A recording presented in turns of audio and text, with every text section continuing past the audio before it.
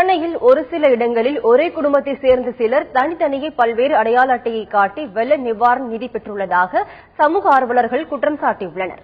மழை வெள்ளத்தால் பாதிக்கப்பட்டவர்களுக்கு அரசு சார்பில் 5000 ரூபாய் நிவாரண நிதி அவர்களது வங்கிக் கணக்கில் செலுத்தப்பட்டு வருகிறது.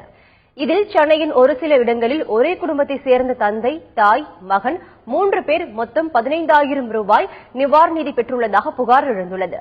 அவர்கள் பல்வேறு அடையாள அட்டையை காட்டி நிவாரணம் பெற்றுள்ளதாக சமூக ஆர்வலர்கள் குற்றம் சாட்டியுள்ளனர். அரசு அதிகாரிகளின் அலட்சிய போக்கு இதற்கு காரணம் என அவர்கள் குற்றம் சாட்டியுள்ளனர். பாதிக்கப்பட்டோருக்கு அசஸ் பண்ணி அதற்குரிய உரிய இழப்பீடுகளை வழங்காமல் பாதிக்கப்படாதோர் அதிக பலனடைந்திருக்கிறார். குறிப்பாக பட்மேடு, கிழக்கு கொளத்தூர், ஜிகேஎம் காலனி பகுதியைச் சேர்ந்தவர்கள் ஒவ்வொரு வீட்டுக்கும் தலா 20000, 15000 பெற்றிருக்கிறார்கள்.